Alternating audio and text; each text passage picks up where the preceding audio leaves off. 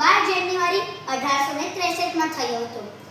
સ્વામી વિવેકાનંદનું બાળપણનું નામ શ્રી નરેન્દ્રનાથ દત્ત હતું.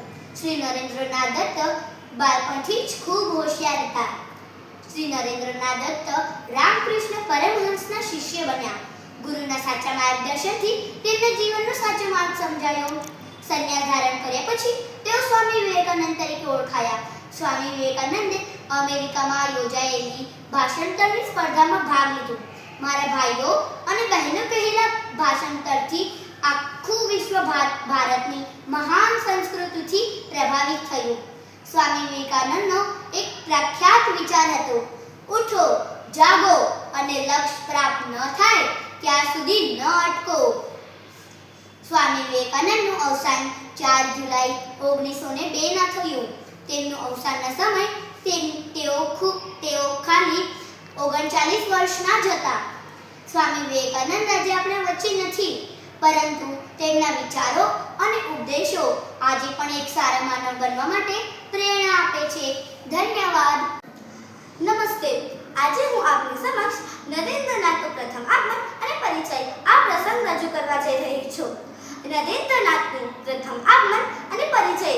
જ્યારે કોઈ સ્વામી વિવેકાનંદ અને શ્રી રામકૃષ્ણની પ્રથમ મુલાકાત વિશે વિચારે ત્યારે તેને સમજમાં આવશે કે કેવી રીતે શ્રી રામકૃષ્ણ દેવત્વમાં આરૂઢ સ્થિતિમાં પોતાના ખાસ શિષ્યનો આગમન સમય સમીપ આવી રહ્યો છે.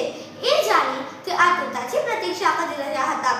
કલકત્તામાં સિમલા મહોલ્લામાં રહેતા શ્રી સુરેન્દ્રનાથના મિત્ર દક્ષિણેશ્વરમાં શ્રી રામકૃષ્ણના પ્રથમ દર્શનથી જ કૃતાર્થ થઈ ગયા હતા. થોડા જ દિવસોમાં એમની સાથે ઘનિષ્ઠ સંબંધ થયા અને એક દિવસે પોતાના ઘરે લઈ ગયા. ત્યાં તેમને આનંદ ઉત્સવની ગોઠવણી કરેલી. કોઈ સારો ગાયક ન મળવાથી સુરેન્દ્રનાથે તે દિવસે પોતાના પડોશી શ્રી વિશ્વનાથ દત્તના પુત્ર નરેન્દ્રને શ્રી રામકૃષ્ણ સમક્ષ ભજન ગાવા માટે બોલાવ્યા હતા. શ્રી રામકૃષ્ણ અને તેમના મુખ્ય લીલા સહચર સ્વામી વિવેકાનંદ બંનેના પરસ્પર દર્શન આ રીતે થયા હતા.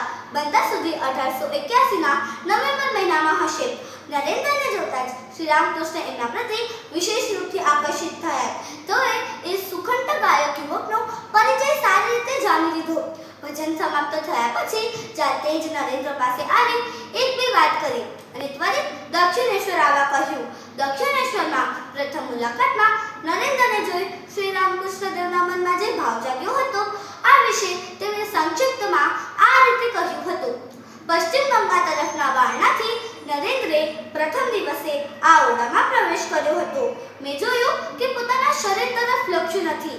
માથાના વાળ કે પહેરવેશની કશી ટાપટીપ નથી. બહારની વસ્તુ પર સામાન્ય માણસને હોય તેવો એક જ જાતનું વર્ગણ નથી.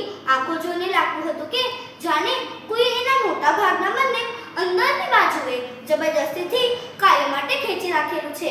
જોઈને મનમાં થયું કે વિષય લોકોના નિવસસ્થાન સમી કોલકાતા નગરીમાં આટલો મોટો સત્વગુણીનો આધાર એવો સંભવે ખરો? જમીન પર ચટાઈ પાથરેલી હતી. ત્યાં તેને બેસવાનું કહ્યું. જે ઠેકાણે ગંગાજળનો ગોળો હતો તેની બાજુમાં તે બેઠો. એની સાથે 2-3 ઓળખીતા છોકરાઓ પણ આવેલા. જોયું તેમનો સ્વભાવ તદ્દન ઉલટો જ જેવો સાધારણ વિષય લોકોનો